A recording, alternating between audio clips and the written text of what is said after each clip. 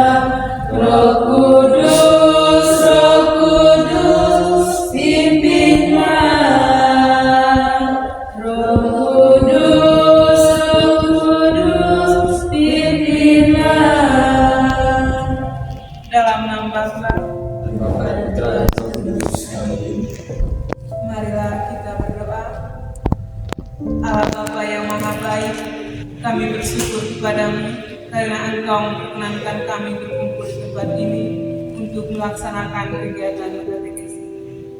Penuhilah hati kami dengan Roh Kudus-Mu agar kami selalu menyadari akan cengkraman berhala modern yang semakin mengikat kami para kaum muda. Semoga terang sabda-Mu akan menguatkan iman kami dalam menghadapi setiap tantangan hidup, terlebih khusus pengaruh dari perkembangan teknologi, gaya hidup, dan pengejaran popularitas yang mengalihkan fokus daripada Tuhan. Bimbinglah kegiatan katekese kami pada hari ini agar semuanya dapat berjalan dengan lancar dan kami pun mampu menjadi kaum muda yang tidak mudah goyah. Sebab Engkaulah Tuhan dan perantara kami kini dan sepanjang masa. Amin.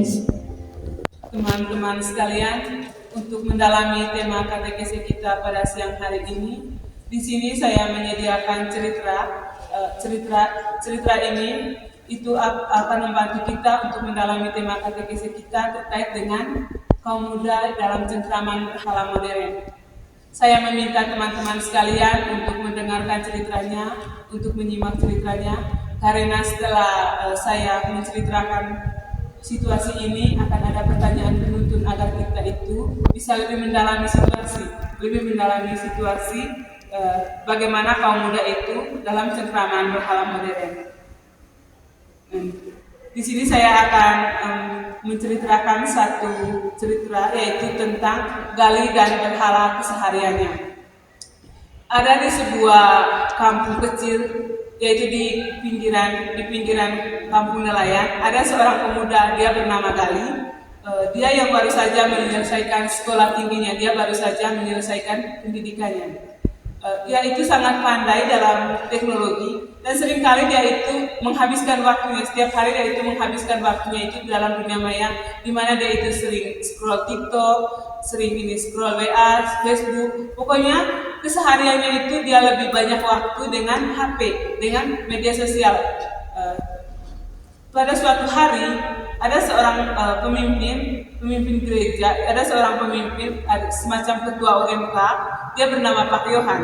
Dia itu mengundang semua pemuda di dalam satu kampung, dalam stasi mereka itu, untuk mengadakan kegiatan kelompok dengan bertema berhala modern di dalam hidup kita.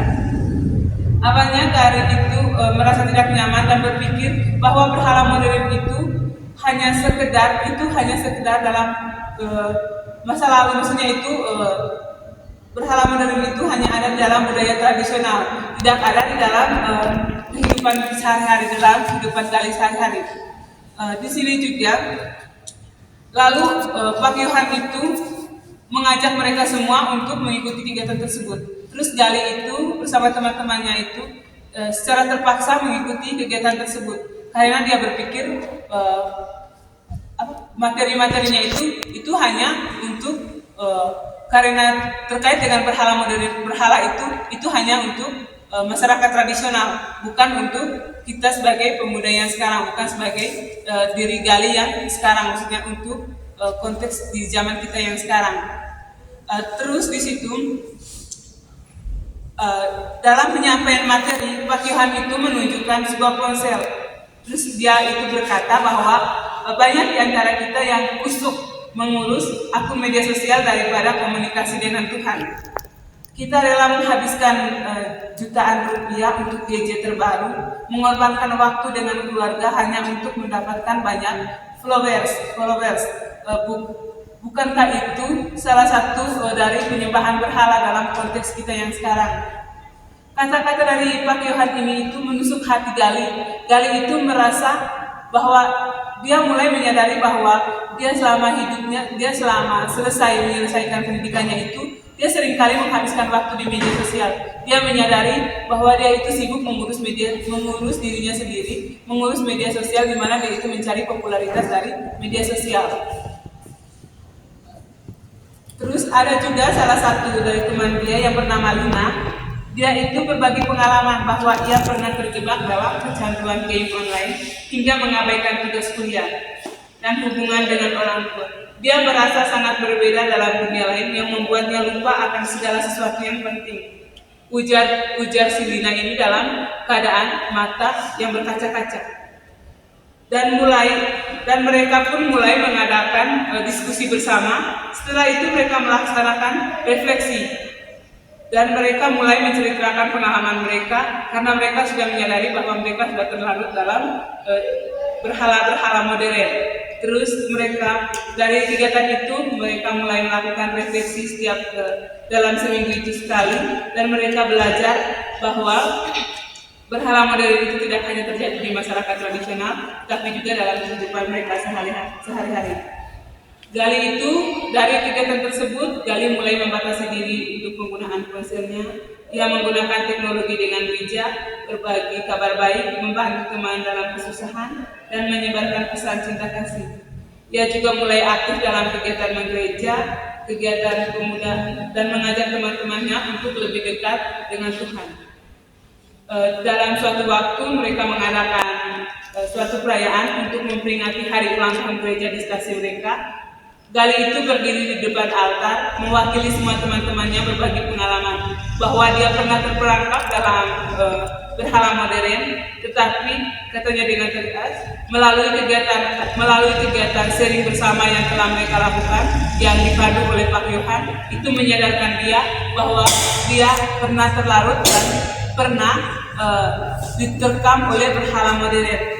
Dan kini dia menjadi pemuda, dia menjadi panutan di dalam stasi mereka, di mana dia itu mengajak banyak orang untuk lebih mendekatkan diri kepada Tuhan dan tidak hanya mencari popularitas di dalam media sosial.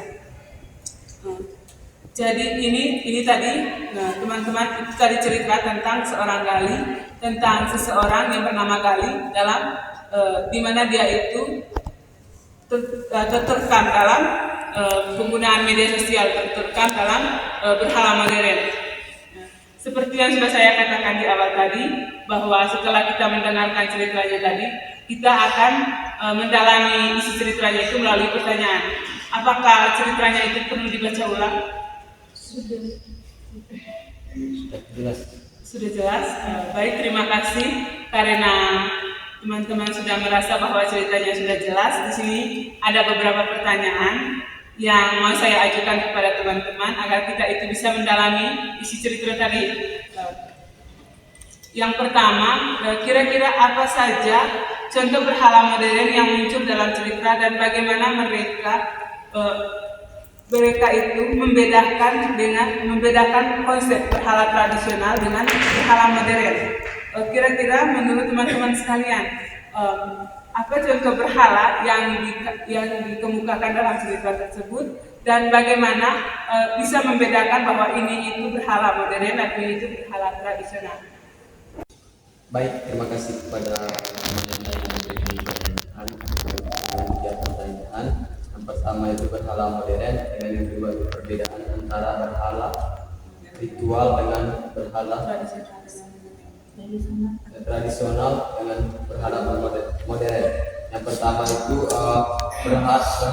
berhala modern itu di mana kita melakukan live streaming untuk mendapatkan penghasilan seperti uang. Yang kedua berhala internasional Tradisional.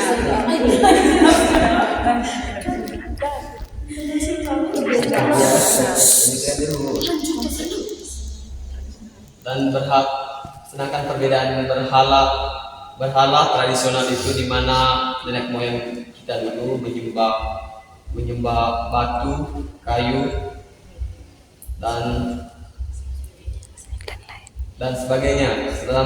Dalam berhala modern itu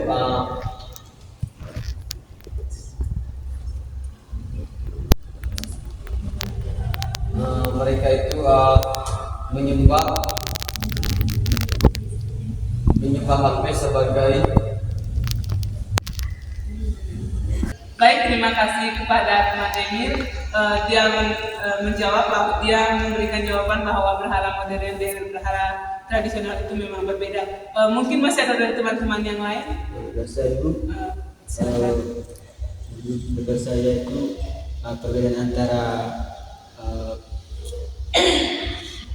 berhala modern dan berhala tradisional.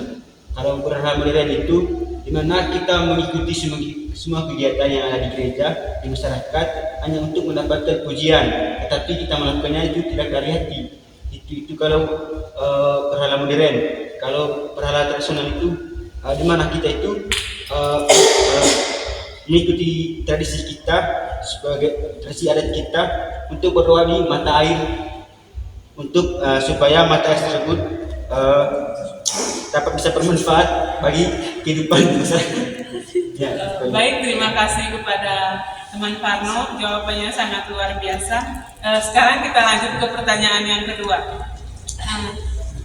Kira-kira apa yang menjadi pemicu utama perubahan pada diri Gali dan bagaimana proses perubahannya?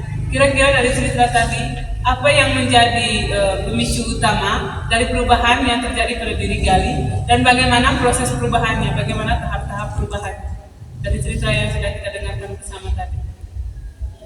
Kepada saudara Erni. Kalau menurut saya perubahan terhadap baik, kepada saudari Erni. kalau dari saya itu perubahan kali itu perubahannya kata-kata dari Pak Yohan dalam perkataan Pak Yohan itu bisa merubah hidupnya sehari-hari. Baik, terima kasih kepada saudari Erni, jawabannya sangat luar biasa. Mungkin masih ada dari teman-teman yang lain. Kira-kira tadi apa pemicu utama, maksudnya itu apa yang menjadi faktor utama dari perubahan yang terjadi pada diri Gali, terus bagaimana tahap-tahap perubahannya? Kepada saudara ini. Baik, di sini ada seorang namanya Pak Iwan mengajak Gali untuk berikut partisipasi dalam gereja supaya si Gali ini tidak terfokus pada di medsos atau media sosial. Baik, ada seorang namanya Pak Iwan mengajak Gali untuk mengikuti partisipasi dalam gereja agar si Gali tidak terpaku dalam media sosial dan untuk menghabiskan waktunya untuk hidup sehari-harinya dalam desa. Makanya Pak Yohan ini mengajaknya untuk mengikuti partisipasi dalam gereja. Itu saja dari saya. Baik, terima kasih kepada saudari Emil, jawabannya tadi sangat luar biasa. Mungkin masih ada dari teman-teman yang lain?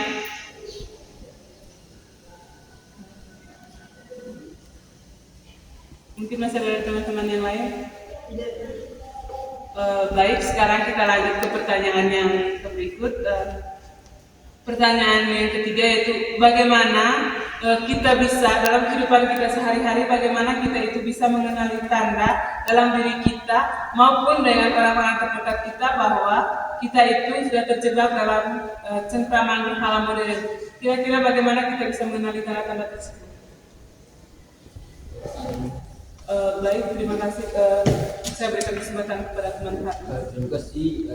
Pertanyaan dari teman kita, kalau menurut saya itu kita terjerumus berhala modern itu karena kita kecanduan atau teknologi yang telah disediakan, di mana kita menggunakan teknologi itu terlalu berlebihan sehingga dapat merusak kehidupan pribadi kita dan tidak memiliki tujuan itu, di mana hanya untuk main HP saja dan menggali hal-hal yang negatif dari handphone tersebut. Baik, terima kasih kepada teman Farno dan teman-teman yang lain. Bagaimana kita itu bisa mengenal tanda-tanda bahwa kita itu sudah terjerumus dalam cengkraman berhala modern atau kita itu sudah masuk dalam berhala modern. Ada teman-teman yang lain. Bagaimana kita itu bisa melihat atau mengetahui tanda-tanda bahwa kita itu sudah terjerumus dalam berhala modern.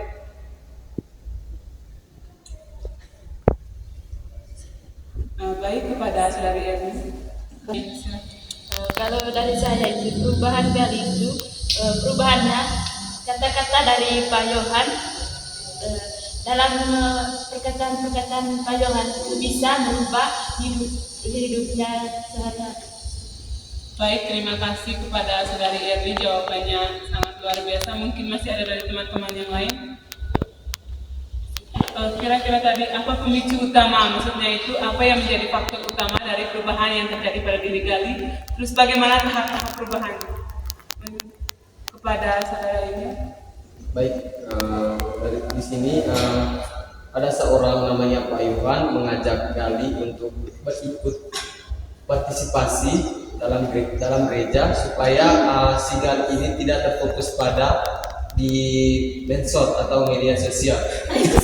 Baik, ada seorang namanya Pak Iwan mengajak Gali untuk mengikuti partisipasi dalam gereja agar si Gali tidak terpaku dalam media sosial dan untuk menghabiskan waktunya untuk hidup sehari-harinya dalam desa. Makanya Pak Yohan ini mengajaknya untuk mengikuti partisipasi dalam gereja. Itu saja dari saya. Baik, terima kasih kepada saudari Emil, jawabannya tadi sangat luar biasa. Mungkin masih ada dari teman-teman yang lain?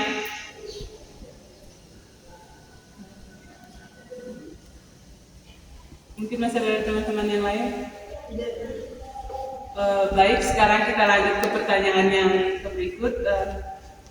Pertanyaan yang ketiga yaitu bagaimana kita bisa dalam kehidupan kita sehari-hari, bagaimana kita itu bisa mengenali tanda dalam diri kita maupun dengan orang-orang terdekat kita bahwa kita itu sudah terjebak dalam cengkraman berhala modern. Kira-kira bagaimana kita bisa mengenali tanda-tanda tersebut?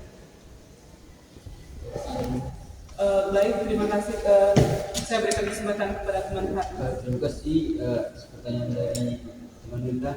Menurut saya itu kita terjerumus berhala modern itu karena kita kecanduan atau teknologi yang telah disediakan, di mana kita menggunakan teknologi itu terlalu berlebihan sehingga dapat merusak kehidupan pribadi kita dan tidak memiliki tujuan itu, di mana hanya untuk main HP saja dan menggali hal-hal yang negatif dari handphone tersebut. Baik, terima kasih kepada teman Farno dan teman-teman yang lain. Bagaimana kita itu bisa mengenal tanda-tanda bahwa kita itu sudah terjerumus dalam cengkraman berhala modern atau kita itu sudah masuk dalam berhala modern. Ada teman-teman yang lain. Bagaimana kita itu bisa melihat atau mengetahui tanda-tanda bahwa kita itu sudah terjerumus dalam berhala modern?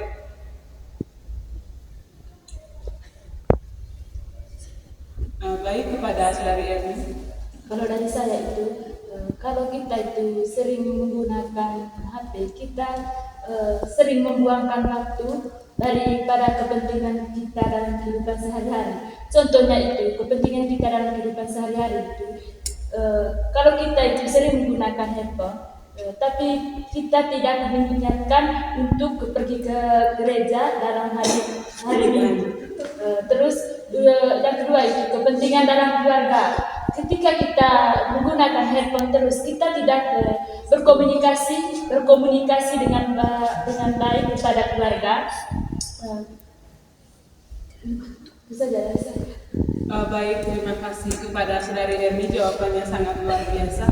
Dari semua pertanyaan tadi saya akan merangkum jawabannya, bahwa dalam kehidupan kita sehari-hari itu kita mungkin tidak menyadari bahwa kita sudah terjerumus dalam berhala modern, di mana kita itu menganggap bahwa berhala itu hanya ada pada masyarakat tradisional, di mana masyarakat tradisional itu melakukan penyembahan berhala seperti menyembah batu, menyembah kayu, dan lain sebagainya.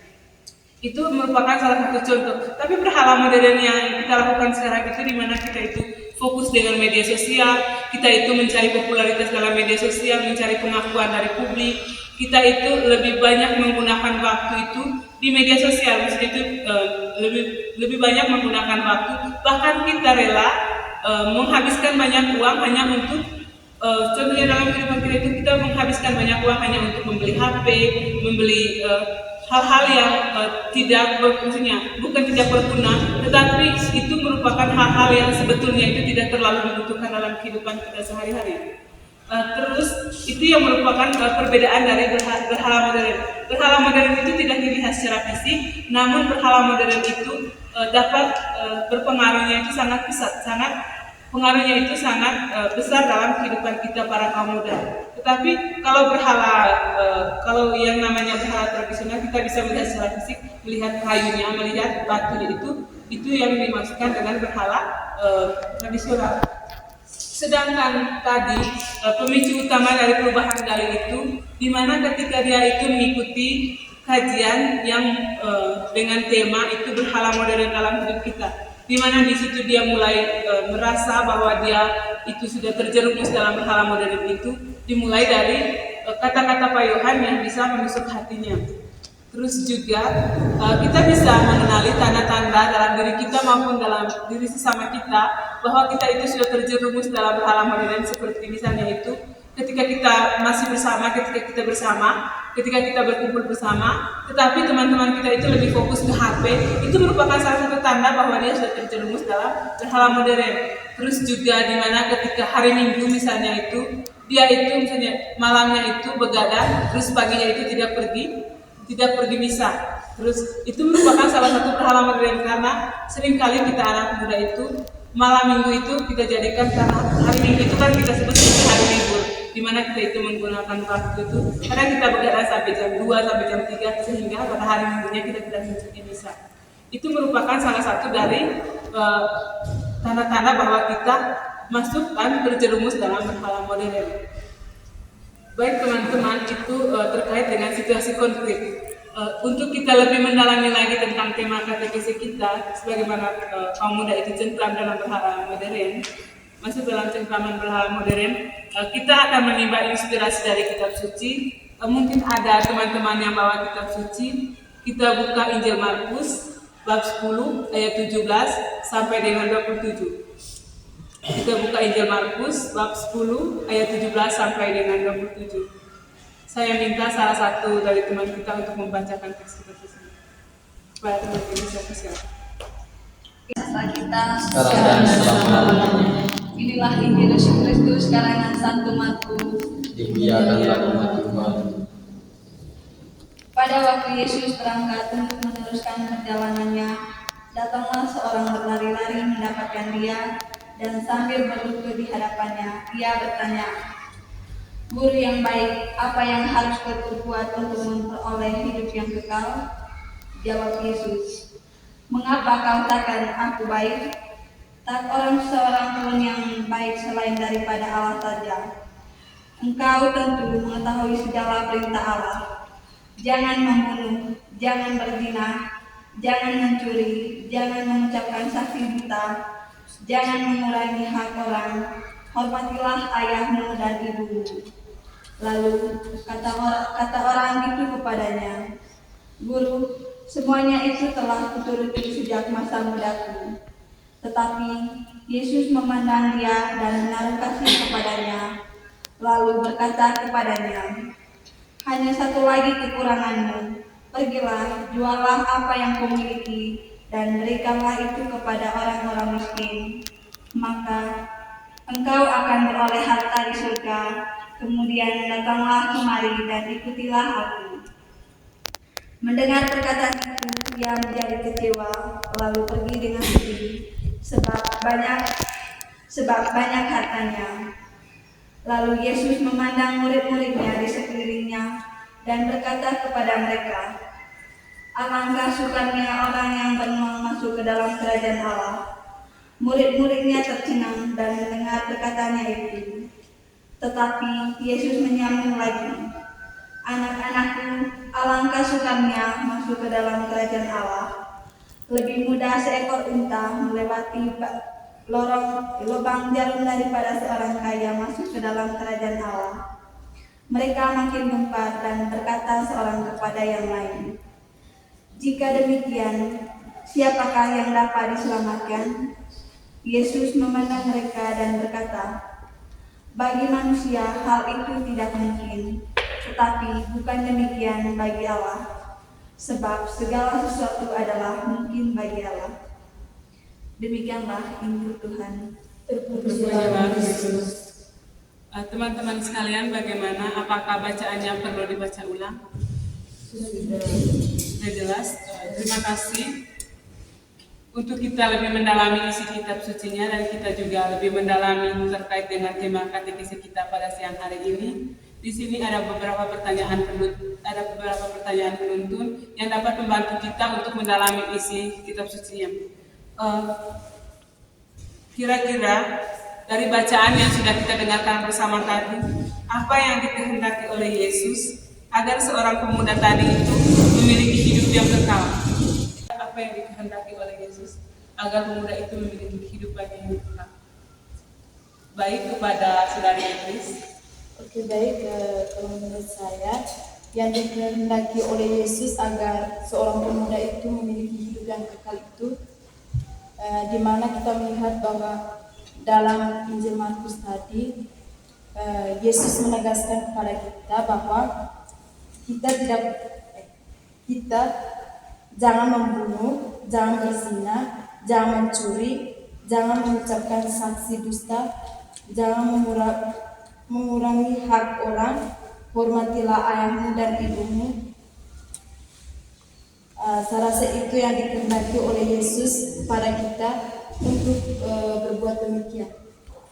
Baik, terima kasih kepada saudari Idris, jawabannya sangat luar biasa. Mungkin masih ada dari teman-teman yang lain. Dari teman-teman yang lain mungkin ada yang mau menjawab terkait dengan apa yang dikehendaki oleh Yesus terhadap pemuda tadi agar dia itu memiliki hidup yang kekal. Kepada saudari Eca.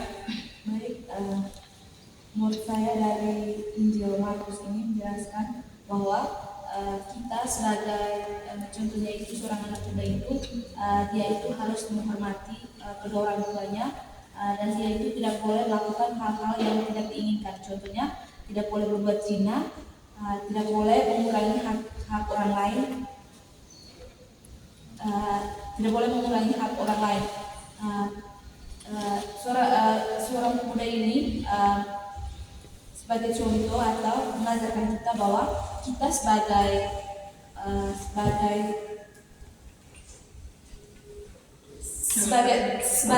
calon katekis tidak boleh melakukan hal-hal yang tidak diinginkan seperti mengambil hak milik orang lain atau tidak menghargai kedua orang tua kita, karena kalau kita tidak menghargai mereka tentu kita tidak mempunyai jalan yang lurus untuk kedepannya, karena orang tua itu sebagai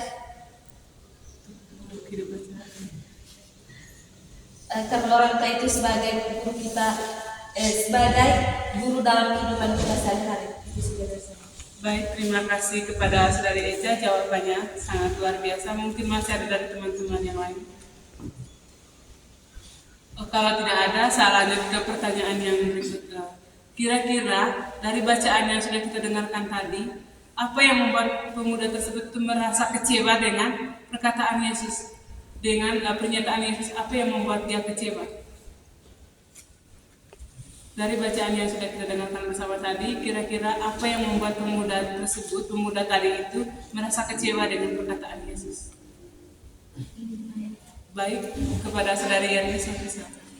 Kalau menurut saya, pemuda itu merasa kecewa karena Yesus menyuruhnya untuk menjualkan segala harta miliknya.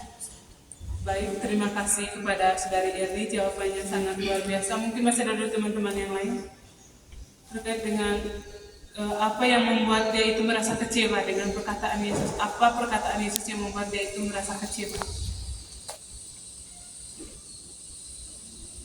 Baik, jika memang tidak ada, kita lanjut ke pertanyaan berikutnya. Dari cerita tadi itu dikatakan bahwa orang kaya itu sangat sulit untuk masuk kerajaan Allah. Kira-kira mengapa? Apa alasan Yesus mengatakan bahwa orang kaya itu sangat sukar untuk masuk ke dalam kerajaan Allah? Kira-kira mengapa orang kaya itu sangat sukar atau sangat sulit untuk masuk ke dalam kerajaan Allah? Kepada saudara lainnya. Baik. Kenapa Allah mengatakan itu? Karena terlalu banyak orang kaya itu mereka memiliki karakter yang sombong, karena mereka bisa membelikan uang, maksudnya bisa membelikan sesuatu dengan uang.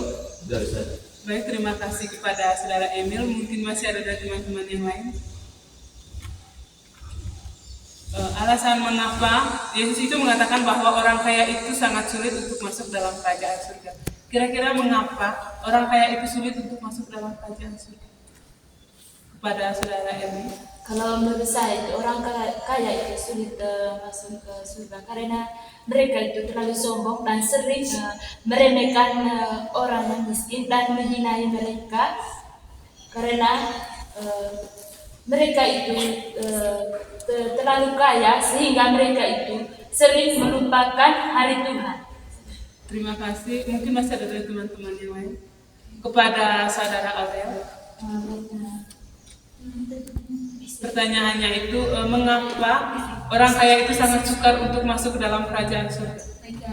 Alasan yang paling mendasar itu orang kaya sangat sukar untuk masuk ke dalam kerajaan Allah itu karena mereka lebih mementingkan hal-hal yang duniawi daripada Tuhan. Misalnya seperti mereka lebih mementingkan misalnya seperti pada hari Minggu, mereka lebih mementingkan kegiatan mereka sendiri dibandingkan untuk pergi ke gereja untuk bertemu dengan Tuhan. Jadi hal itulah yang membuat orang kaya itu sangat sukar atau sangat sulit untuk masuk ke dalam kerajaan Allah. Baik, terima kasih kepada saudari Aurel, jawabannya sangat luar biasa. Mungkin masih ada dari teman-teman yang lain. Jika memang tidak ada, kita lanjut ke pertanyaan berikutnya. Kira-kira dari bacaan yang sudah kita dengarkan bersama tadi, Dan terkait dengan jawaban-jawaban yang sudah kita berikan tadi, apa pesan yang mau disampaikan kepada kita? Kira-kira dari bacaan tadi itu, apa pesan yang mau disampaikan kepada kita terkait dengan isi kitab suci tadi? Apa pesan? Apa pesan yang mau disampaikan? Untuk pribadi bisa, untuk sesama juga kepada saudara Elias. Baik, pesan dari kitab suci ini tadi mengajak kita bahwa kita jika ada sesuatu jangan lupa bagi teman yang membutuhkan. Sudah saya. Baik, terima kasih. Mungkin dari teman-teman yang lain, kira-kira apa pesan yang mau disampaikan dari teks kitab suci tadi, dari Injil Markus tadi? Apa pesan yang mau disampaikan kepada kita? Kepada saudari Eka. Oke, baik, kalau dari saya, dari Injil Markus tadi, pesan yang mau disampaikan kepada kita bahwa bahwa kita itu selalu lebih menghargai kita itu lebih menghormati kedua orang tua kita, atau kita itu tidak boleh melakukan hal-hal yang tidak baik atau mengambil hak milik orang lain. Itu saja dari saya. Baik, terima kasih kepada saudari Eca. Mungkin masih ada teman-teman yang lain. Terus apa pesan yang mau disampaikan kepada kita terkait dengan bacaan tadi? Kita sehari-hari mungkin kita pernah melakukan hal-hal tersebut, baik tadi itu ya sesuai dengan isi kitab suci maupun dengan cerita konkret yang sudah kita dengarkan tadi itu yang di awal tadi. Mungkin ada pengalaman pribadi kita di mana kita itu lebih mementingkan diri kita, lebih mencari popularitas dari publik. Mungkin ada pengalaman. Saya dulu. Ini pengalaman hidup saya ya, dan sehingga bisa berkaitan dengan cerita konkret yang tadi. Jadi saya akan menceritakan pengalaman hidup saya. Waktu pas libur corona itu kita dulu kami itu tidak tetap muka langsung, tetapi kita belajar melalui lewat online, lewat HP. Nah, di mana di situ kami dulu sering menggunakan HP itu tidak melakukan hal yang positif, tetapi kami menggunakan handphone itu untuk melakukan hal yang negatif. Contohnya dulu itu kami itu kecanduan saat bermain game online, di mana kami itu malamnya dan paginya itu tidak membantu orang tuanya di rumah, ya.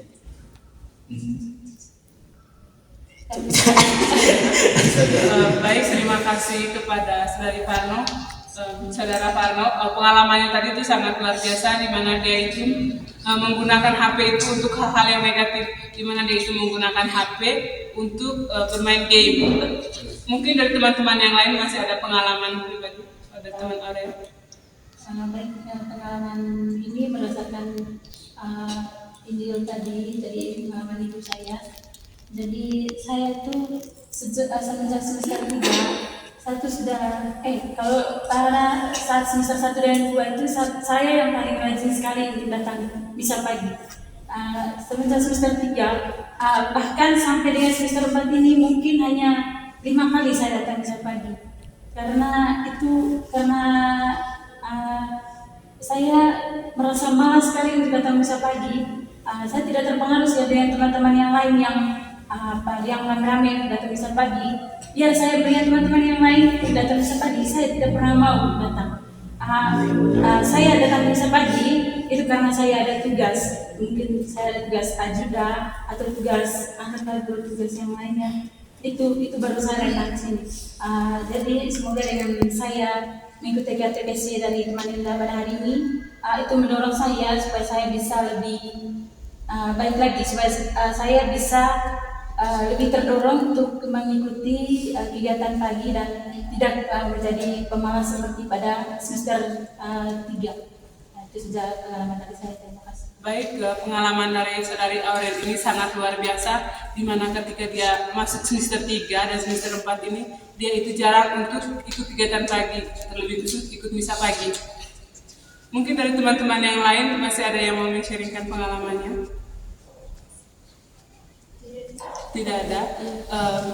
Saya akan merangkum semua jawaban dari teman-teman bahwa dalam kitab suci tadi yang dikehendaki oleh Yesus, memang pemuda tadi itu memiliki rasa ingin tahu yang sangat tinggi, dan rasa ingin tahu yang dia miliki itu sangat positif, di mana dia itu ingin memiliki hidup yang kekal. Tetapi di sini Yesus itu menghendaki dia agar dia itu mengikuti 10 perintah Allah, sebagaimana itu yang dinyatakan oleh Allah sendiri kepada Musa di Gunung Sinai. Tetapi dia itu berkata kepada Yesus, dia menjawab Yesus bahwa dia sudah melakukan itu sejak dia masih kecil. Tetapi Yesus juga menghendaki dia, ketika dia sudah melakukan hal itu, Yesus menghendaki dia untuk menjual segala harta miliknya itu, agar dia itu terus harta miliknya itu dijual dan uangnya dibagikan kepada semua orang, kepada orang miskin, agar dia itu dan dia pergi mengikuti Yesus.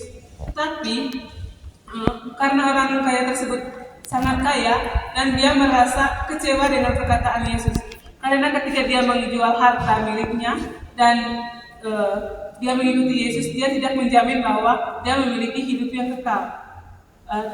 Terus dari bacaan ini, dari kitab suci ini mau memberikan pesan kepada kita bahwa kita itu tidak boleh terlalu terlena atau tidak boleh terlalu menjunjung tinggi harta duniawi, karena apa yang kita miliki di dunia itu tidak kita bawa sampai kita mati nanti. Kita itu harta milik yang kita miliki itu tidak menjamin keselamatan kita di akhirat. Dari pengalaman-pengalaman yang sudah di-sharingkan tadi itu mau memberikan pesan kepada kita juga bahwa kita itu harus memberanikan diri untuk keluar dari zona nyaman, karena berhala modern itu berkaitan dengan bagaimana kita itu nyaman dengan situasi kita yang saat ini. Kita seringkali itu mencari popularitas, mencari pengakuan dari publik. Kita bahkan merelakan waktu kita yang banyak hanya untuk mengikuti hal-hal yang tidak bagus, yang sejujurnya itu tidak bagus untuk kita. Di mana kita itu kadang-kala tidak menghormati sesama kita. Ketika kita berkumpul bersama, kita itu seringkali fokus dengan HP, tidak saling berkomunikasi. Itu merupakan contoh berhala modern yang kita lakukan dalam kehidupan kita, khususnya kita para kaum muda.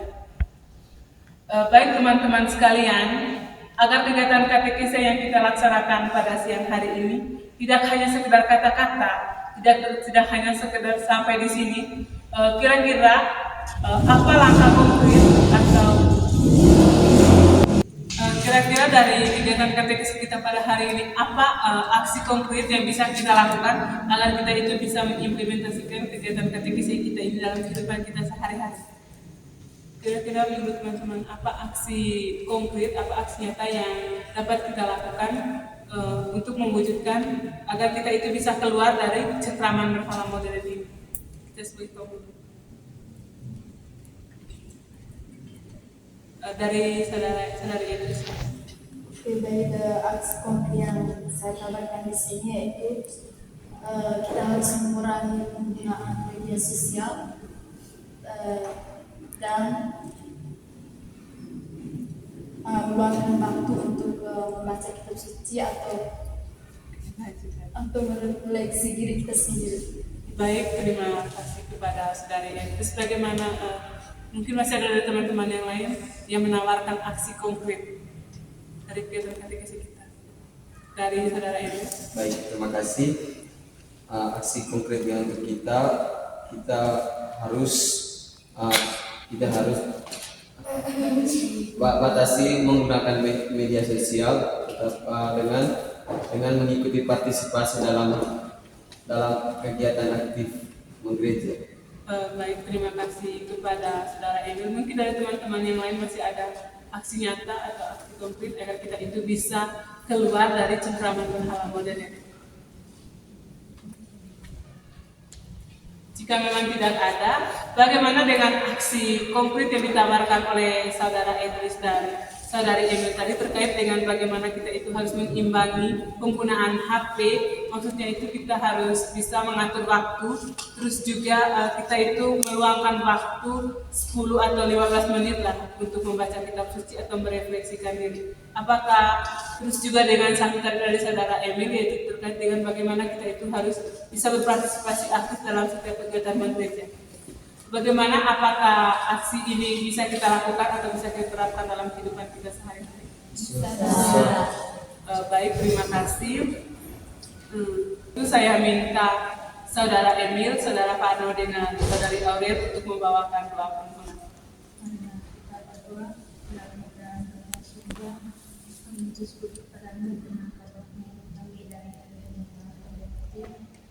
Khusus pada hari ini, sehingga kegiatan katekesi kami pada hari ini dapat berjalan dengan lancar. Ya pada surga, semoga setelah kami mengikuti kegiatan katekesi ini, kami dapat didorong untuk bisa lebih mementingkan lebih mementingkan kepadamu daripada mementingkan hal-hal duniawi. Marilah kita mohon. Kabulkanlah doa kami ya Tuhan. Kalau Bapa kami di dalam Kudus, terima kasih untuk segala rencana acara kami pada hari ini. Semoga kegiatan hari ini dapat bermanfaat bagi kehidupan kami, sehingga kami ke depannya bisa hidup yang lebih baik dan lebih layak untuk kepada kita memohon. Kabulkanlah doa kami ya Tuhan. Allah Bapa di dalam surga, kami mengucapkan terima kasih kepadamu atas berkat dan karunia-Mu, sehingga kami bisa menyelesaikan kegiatan katekesi pada hari ini. Ya Tuhan, dengan tema katekesi pada pagi hari ini, kami mengetahui dalam kecangguan dalam hidup kami dengan media sosial sehingga kami lupa dengan orang lain. Marilah kita memohon. Kabulkanlah doa kami ya Tuhan. Marilah kita satukan doa permohonan kita dengan doa yang telah diajarkan oleh Kristus sendiri kepada kita. Bapa kami, Jangan Di surga,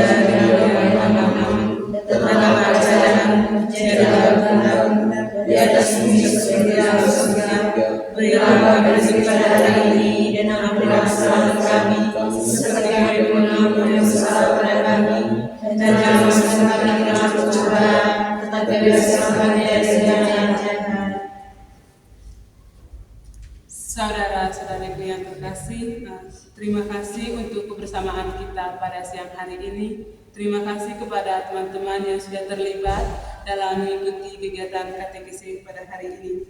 Semoga kegiatan katekesi kita pada hari ini dapat memberikan pengetahuan baru bagi kita, sehingga kita itu mampu memberanikan diri untuk keluar dari cengkraman berhala modern.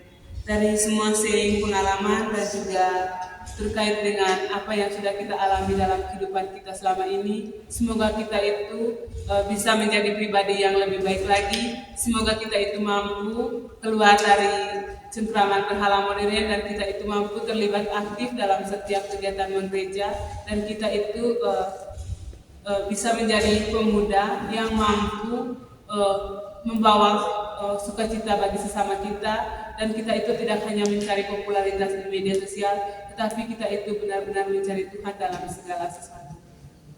Saudara-saudara sekalian, marilah kita mengakhiri kegiatan katekesi kita dengan berdoa. Marilah kita berdoa.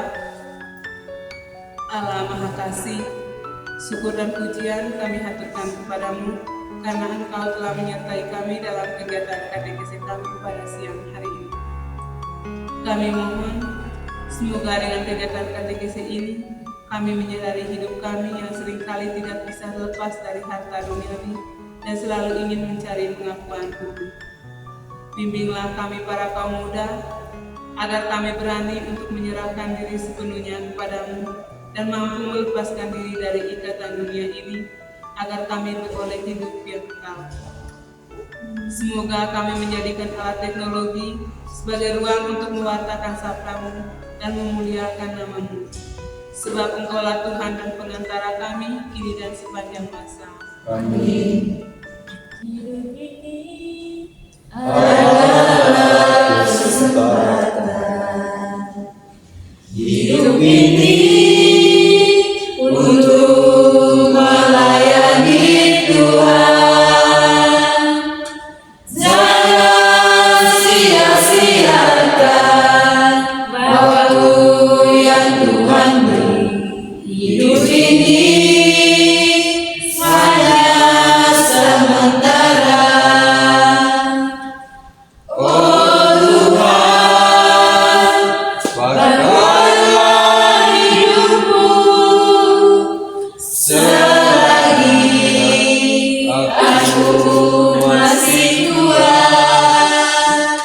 Bila saatnya nanti ku tak berdaya lagi, hidup ini sudah jadi berkah. Dalam nama Bapa Dan nama Bapa dan Putra dan Roh Kudus. Amin.